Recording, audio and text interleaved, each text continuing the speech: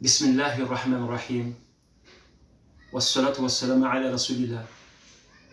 السلام عليكم يا أمة محمد صلى الله عليه وسلم. بالمونية كباريا تلماني مولودكو كنغانغو كباريوكا. الحمد لله رب العالمين. سابوني مولودو حضرلاتا سلامو وبفونغو نيوغنيا أفنغا ببونيا nyokola gosu bichaya adola nyokon neni nyokon dogo ya bichaya ambe sabali na mbalma fe ko sabali anga nyokona me ambe islam kila ambe balma kili sabu antena ben kilinga fuka diewuli ala kila ko sallallahu alaihi wasallam ala kila mantum beti be kilinga ala yo sabato ka kitab sallallahu kono ala kila ko sallallahu alaihi wasallam ibad bin sariya ka hadith ala kila ko alaihi salam hadithu tawil ngama kunta kala suya كلاكو ومن يعيش منكم فسيرى اختلافا كثيرا على كلاكو عليه السلام كنا لا شيدي مامي ما ابن فون نيغونيا تشاماني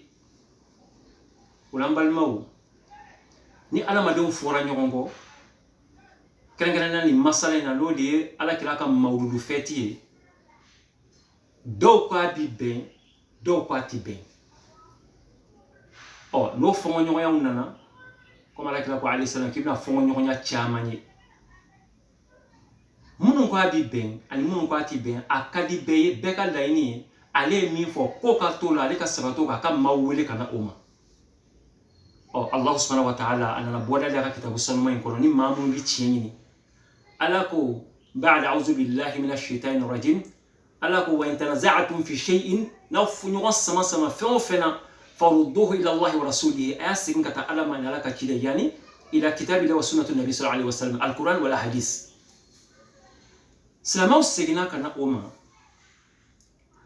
دون نانا كقرآن كتنتن كلاجة كلما على كلا كمولودكو دلو ياكون دون نانا أولوكو ويدلو تامون بو قرآن فهم بلا جلين في أنتنا دو بابلو كمسلو كتشا amma kutara surani ala kila ka hadisa kilin bi sabu hadisani mo chama mo ku ga dalu tayroy we hadisa jumeni abu katada ka hadisa min bala ko anna rasulullah sallallahu alaihi wasallam ko suila rasulullah sallallahu alaihi wasallam kala kila ni alaihi salam an sawmi yawm al-ithnain ka botten dun sunima fa qala mustafa alaihi salam ako zalika yawmun wulitu fihi ويوم بعثت أو أنزل علي فيه أروى المسلم غيره دون هذا ساكن أو منكو قال كنا عليه السلام كاكا مرودو دلوي قال كنا عليه السلام كان ينقل كابو تنين سوني ما كاكو كافو كالي بسون تنين سبا لي بانجرا تنين واتشيرا تنين ولا ما وحي تشيرا ما تنين أو ولكو كوني دلوي fandoy mo ko o ama nyon so sonna islamo be o tenen suñu be ram sa suñu alhamdulillah nga kabi fe fono mako kayfiyatul ibada no diye bato ketu ya kayfiyatu donc ala kila ke ka fo kale bangira tenen o kaya yani ayo o bara ketu mina e fena ka kitanti fo nyongolo sa meshi ma fo nyongola ko nga ko ni en nana ka wa donkelen chomi san kono donkelen ta san kono kiba niso dia ke ola kwala kila make o kechugo nina ko misala be nafo ala ko korona kan wa ki musola ay sidi ala kila ko ay sidi ali salam o sidi chugo yo dole no ke fiatu sola o ko ni mo mi nana san sidi wati duru en nana ka sidi wati kelen churo oni nyogonche mte korona kana la wa nte ka suguru ke ale wa ka be fo awasiri ko ni sabatira ngani sidi wakati wala min chugo ya ni mafo donc bato be min ala kila ali salam akechuko akekuma akeyero akechuko ya ke wakati ko befere min ala kila sallallahu alaihi wasallam donc ayaka wololi kuma kani aya yani aye bato min kala no yesunye tenen kiko nyon ke tenen jolibe san kono tenen biduru anko o etra o beto wa kele donc oluko oluma son ka fo ni adalu donc asa balmo fora nyon ko o munu ko niya dalu olu ko niya ka dalu wero bi ala obi chamando andat na seka so bere man to bere do nga mbalmaw amana ke chogo chogo ko mana gera chogo chogo aw be balma kilindi wala balmaw ame min fo ola ni ma min tora taka ma tese kalimaniya do mala ma tese ka makana ma tese ki ga famundo mala ma tese ka majagoya kabla ikatasiraka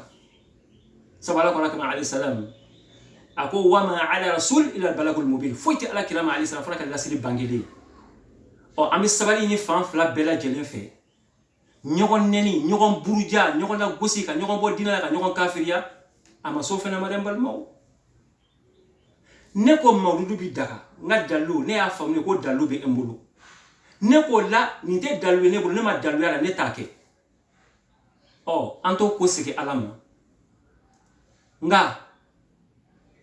o taw ko islamaya o taw bo nyogon balma ala le o taw ko islamaya hakaw ci nyogon male hakul muslim ala muslim to nyele al muslim akhul muslim ala ko inamal mu'minu ikhwa ala ya ko balma ni siri qur'an ko be balma kelinyi ala kilako wa kunu ibadallahi ikhwana ayeke ala ka jombato ke bagawi balma yala wala balmaw ambi sabali ni fan fla bela jelen fe munu ko kati ben ati daga olu ka laselike o ko ka dalu fo o kala madon wele kata o ka daluma kasoro amakeni ma boliye dinala amakeni ma kafiri kasoro kafiria daluta ka kafiria la o tabo islamala donc ko kabla u hakew minon kono ko ka keni hikma wi munu fena ko ka bi ben balmo tiye kelene de nennin ka cha olu de fanfe la bosite tiye wira to nyogona olu ka dobo nenina o kanu balma neni o kanu faw neni o kanu baw neni sabu muna ala kira ko sallallahu alaihi wasallam ako sibabul muslim fusukun wa qitaluhu kufrun ako balma islame ka neni ko fasiki ya baraye ki balma islame ka kele ko kafiri ya bara kira ko sallallahu alaihi wasallam islame balma ya islame ko ala kira tuma ke nenjuguye me ala ka dina la se ne ya famia ka o sera nyogon nen lawa donc sabali bi ni fan fla bela jele fe aw kana yanfe mogo neni aw kanu bo dina la yanfe mogo fana ka yanfe mogo neni aw kanu bo dina la aw be balma kelinyi alhamdulillah bil alamin ulambal maw an ka do ka fo dina mi fleni ala de ka dina do aw ye balma kelinyi anyo do fo sisa ala ye balma ni siri qur'ana kono islamaya balma ya sirilen ko fe tuma do la aw bi nyogon soro denin fayala aw bi nyogon soro sigi nyogon yala aw bi nyogon fo furu nyogon yala aw bi nyogon soro bara nyogon yala aw de bi nyogon ka aw de nyogon balma wi ala ko kono kala ko alayhi salam akano ko do nyogona salame balma de islamay an koni al hubu fila wal bugdu fila am nyogon kanu ala kama nyogon kon ala kama sigati ola ibi balma kanu islamaya min babulu iba kon ala soso min be abulu ka soro ika layini ale ka se ka tinya soro ka barake ni ayi wala balma wa man kunta ala sunya ya andi ala bayde deli tinya bi ala le bulu balmaw ibalma ni masala aw ke ka fo nyogon ko o taw ko hakew ci nyogon male o taw ke nyogon jugu yele o taw ke islamo ni kafiru yele aw be balma kili aw ge ala kelenye ashhadu an la ilaha illa allah aw ge nabi man kili ashhadu anna muhammadar rasulullah sallallahu alaihi wasallam aw ge islam ya kelenye aw de ka sun kalo kila ko sun ye kelenye aw ka hiju ye kelenye aw ka jagaw ye kelenye aw ka qibla al qaba be sel ko disa kabalima aw bela jereme ka sira ala ka tasmaranya aw be natabi ala ka aw be jigibe al janna ka aw be jigibe alalika aw be ala kila ka umma sallallahu alaihi wasallam ulambal maw anga sabali nyogon koro anga nyogon nyiro jisigi ni fongo nyogon ya dowka e ka famu wajibi tane ka tugeta ko ne ka famu wajibi ne ka tugeta ko nga chinya de bifo ala madewnye ni mami ni ye chinya mina o barake ni oyi sabala ko fa maza ba'da al haqq ila dalal chinya kelimpe de chinya tiflay an ko ni fora nyogon ko nga anga do chinya kelede chinya tiflay de wala kama ko suratu yunus la fa maza ba'da al haqq ila dalal foite chinya ko fona kala fili do ko ni bi fili kaw ulambal maw ni ka dalu fo kaba alhamdulillah ikani balman ni kana bo islamiyala ni fene ka dalu fo kaba ikani balman ni kana bo islamiyala balmaw ni tunyi hakli jigin ka ke aw ambi ala li deli sisan amma fa allahumma rabbana yantiki allah arina al haqqa haqqan warzuqna tibaa wa arina al batila batilan warzuqna ijtinaba